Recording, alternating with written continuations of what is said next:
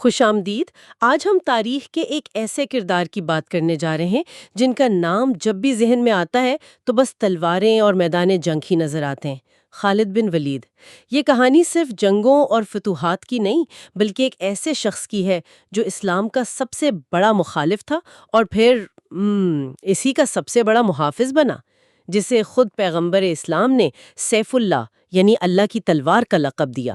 ہمارا سارا تجزیہ اے آئے اکرم کی شاندار کتاب خالد بن ولید اللہ کی تلوار پر مبنی ہے۔ اور اس کہانی کو سمجھنے کے لیے ہمیں اس دور کے عرب میں جانا ہوگا جسے دور جاہلیت کہا جاتا ہے۔ اچھا۔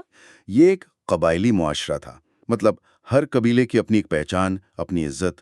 مکہ شہر قریش قبیلے کا مرکز تھا اور اسی قبیلے میں خالد کا خاندان بنو مخزوم وہ جنگی امور کے ماہر سمجھے جاتے تھے۔ یعنی جنگ کی تیاری کرنا، گھوڑے پالنا، یہ سب ان کے ذمہ تھا۔ جی بالکل، آپ انہیں قریش کی سمجھے وزارت دفاع کہہ سکتے ہیں۔ یعنی بچپن سے ہی ان کی تربیت ایک وار مشین کے طور پر ہو رہی تھی۔ جی، تلوار اور گھوڑا ہی ان کے کھلونے تھے۔ لیکن کہانی کا آغاز ہی بڑا دلچسپ ہے، ایک کشتی کے مقابلے سے، اور وہ بھی عمر بن خطاب کے ساتھ۔ یہ تو گویا تاریخ کے دو ہیوی ویٹس کا پہلا ٹکراؤ تھا۔ اور ذرائع بتاتے ہیں کہ اس مقابلے میں خالد نے عمر کو پچھاڑ دیا، مگر اس کوشش میں عمر کی ٹانگ ٹوٹ گئی۔ جی، اگرچہ یہ دوستی کا مقابلہ تھا لیکن شاید یہیں سے ان دونوں عظیم شخصیات کے درمیان ایک زندگی بھر کی مسابقت کا بیج بویا گیا۔ تو چلیں اس ماحول کو تھوڑا اور سمجھتے ہیں۔ خالد کے والد ولید بن مغیرہ وہ قریش کے سب سے بڑے سرداروں میں سے ایک تھے۔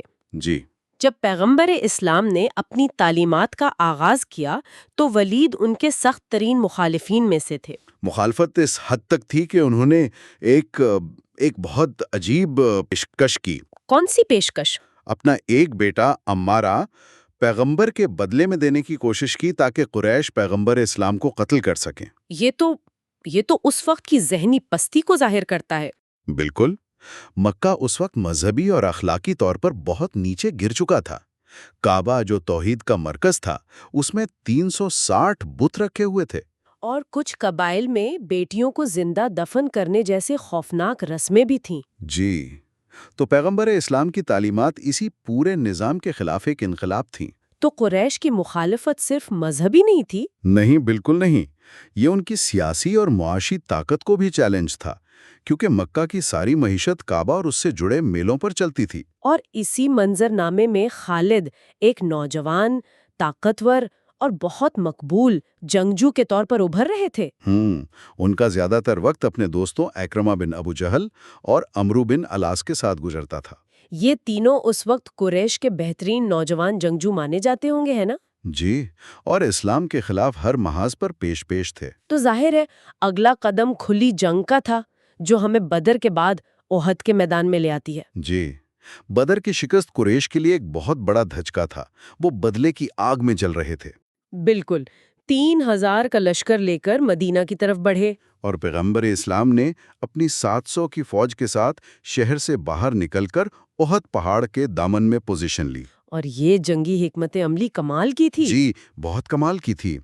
ایک طرف تو پہاڑ تھا ان کی پشت پناہی کے لیے، ٹھیک، اور دوسری طرف ایک اہم درے پر جسے عین کہتے ہیں، وہاں 50 تیر اندازوں کو تعینات کر دیا گیا۔ اور انہیں سخت حکم تھا کہ کچھ بھی ہو جائے یہ جگہ نہیں چھوڑنی۔ جی، چاہے ہم جیتیں یا ہاریں، جگہ نہیں چھوڑنی، کیونکہ یہی وہ کمزور پہلو تھا جہاں سے دشمن کی گھڑ سوار فوج پیچھے سے حملہ کر سکتی تھی۔ جنگ شروع ہوئی اور مسلمانوں کا پلڑا بھاری رہا۔ جی، قریش کے پاؤں اکھڑنے لگے اور وہ بھاگنے لگے۔ یہ منظر دیکھ کر ٹیلے پر موجود تیر اندازوں کی اکثریت نے سوچا کہ جنگ تو جیت لی گئی ہے، اب مال غنیمت اکٹھا کرنا چاہیے۔ اور اپنے کمانڈر کے روکنے کے باوجود تقریباً 40 تیر انداز اپنی پوزیشن چھوڑ کر نیچے دوڑ پڑے۔ اور یہی وہ لمحہ تھا۔ جی، یہی وہ لمحہ ہے جہاں خالد بن ولید کی عظمت کا پہلا ثبوت ملتا ہے۔ وہ صرف میدان جنگ کو نہیں دیکھ رہے تھے، وہ دشمن کی نفسیات کو پڑھ رہے تھے۔ انہیں پتا تھا کہ ابتدائی فتح کا نشہ اور مال غنیمت کا لالچ انسان کی سب سے بڑی کمزوری ہے۔ یعنی انہوں نے جنگی چال پر نہیں بلکہ انسانی فطرت پر داؤ کھیلا۔ بالکل، اور وہ جیت گئے۔ جیسے ہی انہوں نے وہ خلا دیکھا، وہ اپنے گھڑ سوار دستے کے ساتھ تیزی سے گھوم کر اس ٹیلے پر پہنچے۔ جی، باقی بچے ہوئے چند تیر اندازوں کو ختم کیا اور مسلمانوں کی پشت پر حملہ کر دیا۔ اس ایک اقدام نے جیتی ہوئی جنگ کو شکست میں بدل دیا۔ مسلمان دو طرف سے گھر گئے اور بھگدڑ مچ گئی۔ یہ خالد کی جنگی ذہانت کا پہلا شاندار مظاہرہ تھا۔ احد کے بعد جنگ خندق کا مرحلہ آیا، جو ایک بالکل مختلف قسم کی جنگ تھی۔ جی، اس بار قریش نے عرب کے دوسرے قبائل کو اکٹھا کر کے 10,000 کا ایک بہت بڑا لشکر تیار کیا اور مدینہ کا محاصرہ کر لیا۔ اور اس بار مسلمانوں نے شہر کے گرد خندق کھود کر دفاع کیا۔ جی، یہ عربوں کے لیے ایک نئی حکمت عملی تھی جو سلمان فارسی کے مشورے پر اپنائی گئی تھی۔ اس محاصرے نے تو مدینہ والوں کی ہمت توڑ دی ہوگی، مہینوں تک خوف اور بھوک۔ بالکل، یہ محاصرہ کوئی معمولی بات نہیں تھی، اور یہاں پیغمبر اسلام کی ذہانت کا ایک اور پہلو سامنے آیا۔ وہ کیا؟ انہوں نے فوجی طاقت کے بجائے سفارت کاری اور نفسیاتی جنگ کا استعمال کیا۔ اچھا۔ نعیم بن مسعود نامی ایک شخص جو خفیہ طور پر مسلمان ہو چکے تھے، انہیں اس کام پر لگایا گیا، اور انہوں نے کمال مہارت سے اتحادیوں یعنی قریش، غطفان اور بنو قریظہ کے یہودیوں کے درمیان پھوٹ ڈلوا دی۔ یعنی ہر گروہ کو دوسرے کے بارے میں شک میں مبتلا کر دیا۔ جی، اس سفارتکاری نے صرف اتحاد نہیں توڑا، بلکہ ایک تھکی ہوئی مایوس فوج کا مورال بھی ختم کر دیا۔ اور اسی جنگ میں عرب کے مشہور جنگجو عمرو بن عبد الود کا مقابلہ بھی ہوا تھا۔ جی، جب اس نے خندق پار کی تو علی بن ابی طالب نے اسے شکست دی، جس سے مسلمانوں کے حوصلے بہت بلند ہوئے۔ آخرکار تھک ہار کر اتحادی فوج واپس چلی گئی۔ ان دو جنگوں کے بعد ایک بات واضح ہو گئی تھی کہ فوجی طاقت سے مسلمانوں کو شکست دینا اب ممکن نہیں۔ اور شاید یہی وہ نقطہ تھا جس نے خالد جیسے حقیقت پسند انسان کو سوچنے پر مجبور کیا۔ جی، تو سوال یہ پیدا ہوتا ہے کہ خالد جیسا شخص جو احد کا ہیرو تھا، اسلام کی طرف کیسے مائل ہوا؟ ذرائع بتاتے ہیں کہ وہ قریش کے مستقبل سے مایوس ہو چکے تھے۔ انہیں اندازہ ہو گیا تھا کہ یہ قیادت مسلمانوں کا مقابلہ نہیں کر سکتی۔ اور حدیبیہ کی صلح نے انہیں مزید سوچنے کا موقع دیا۔ جی، مئی 629 میں خالد نے آخرکار فیصلہ کیا۔ انہوں نے اپنے دوست عمرو بن عاص کے ساتھ مدینہ کا سفر کیا۔ راستے میں ان کی ملاقات عثمان بن طلحہ سے ہوئی، جو کعبہ کے کلید بردار تھے۔ وہ بھی اسی نیت سے جا رہے تھے۔ یعنی تینوں نے ایک ساتھ اسلام قبول کیا؟ جی، تینوں نے ایک ساتھ پیغمبر اسلام کی خدمت میں حاضر ہو کر اسلام قبول کر لیا۔ یہ مسلمانوں کے لیے ایک بہت بڑی اسٹریٹجک فتح تھی۔ اور اسلام قبول کرنے کے صرف 3 ماہ بعد ہی خالد کو اپنی صلاحیتوں کا امتحان دینا پڑا۔ مسلمانوں کا مقابلہ ایک بہت بڑی رومی اور غسانی فوج سے تھا۔ اور 3 کمانڈر ایک ہی دن میں شہید ہو گئے، اور فوج کی کمانڈ ایک ایسے شخص کو ملی جو صرف 3 مہینے پہلے دشمن کی صفوں میں تھا۔ یہ تو سراسر افراتفری کا عالم ہوگا۔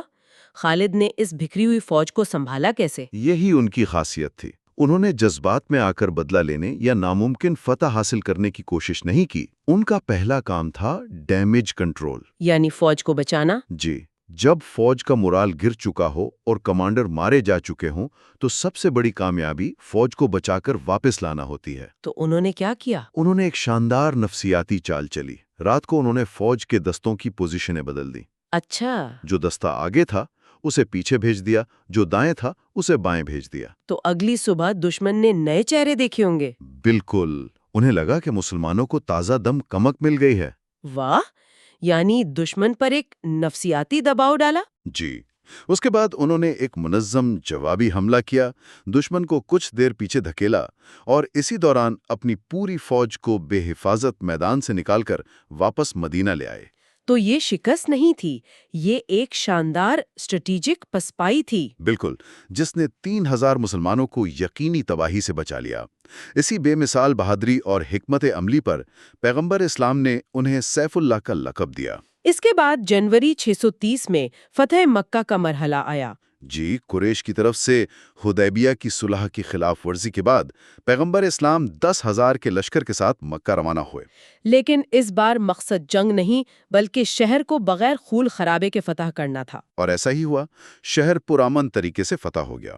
صرف خالد کے دستے کو تھوڑی مزاحمت کا سامنا کرنا پڑا۔ جی، جہاں ان کے پرانے دوست اکرما اور صفوان کچھ لوگوں کے ساتھ لڑنے آ گئے۔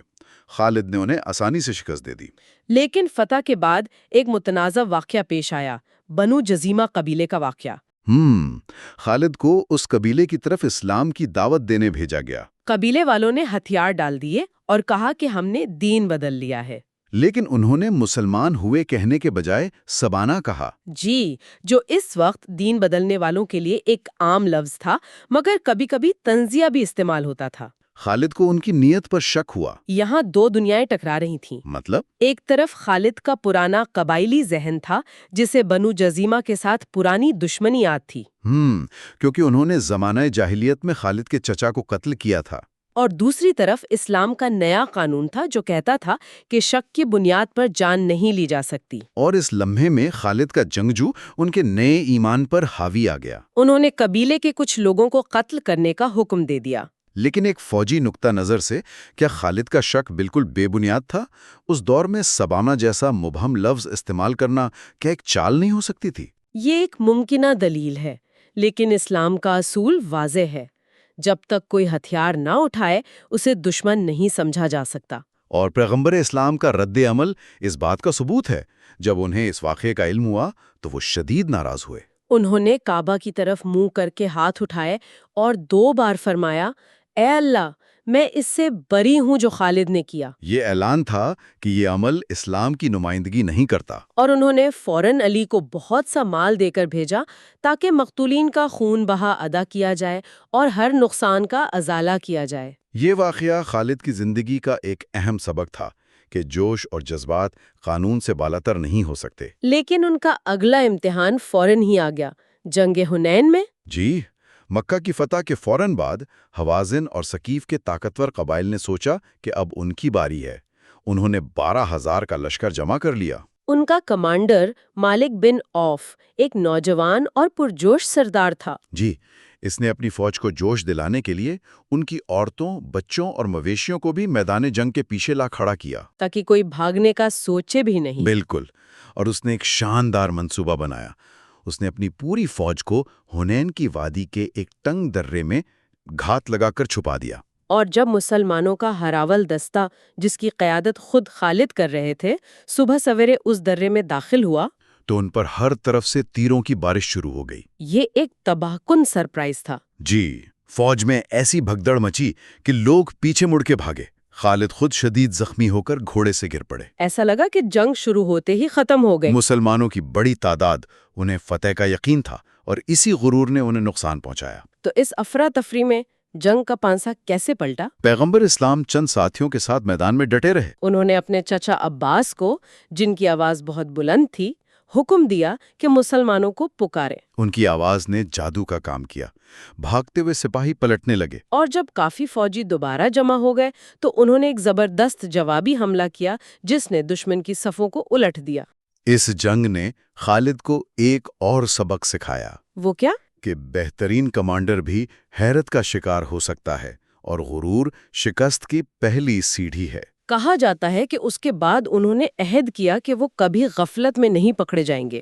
اور تاریخ گواہ ہے کہ اس کے بعد وہ کبھی کسی جنگی چال میں نہیں پھنسے۔ تو یہ تھی خالد بن ولید کی کہانی کا پہلا حصہ، ایک سفر جو قریش کے بہترین جنگجو سے شروع ہو کر اللہ کی تلوار کے لقب پر پہنچا۔ ہم نے ان کی بے مثال فوجی ذہانت دیکھی، ان کی غلطیوں سے سیکھا اور ان کی غیر متزلزل بہادری کو محسوس کیا۔ اور یہ سمجھنا ضروری ہے کہ یہ لڑائیاں صرف زمین کے ٹکڑوں کے لیے نہیں تھیں، یہ ایک نئی تہذیب، ایک نیا نظریہ اور ایک ایسی فوج کی بنیاد رکھ رہی تھیں جو آنے والی دہائیوں میں دنیا کی 2 سپر پاورز روم اور فارس کو چیلنج کرنے والی تھیں۔ جی، اور خالد بن ولید کی شمولیت اس فوج کے لیے ایک فیصلہ کن موڑ ثابت ہوئی۔ اور آخر نے ایک سوچنے کی بات چھوڑے جاتے ہیں، اگر خالد جیسا بے مثال فوجی ذہن اسلام کا مخالف ہی رہتا تو کیا تاریخ کا دھارا وہی ہوتا جو آج ہم جانتے ہیں؟ اور ان کی کہانی ہمیں عظیم تبدیلی کے وقتوں میں وفاداری، ایمان اور انسانی ذہانت کی پیچیدہ نوعیت کے بارے میں کیا سکھاتی ہے؟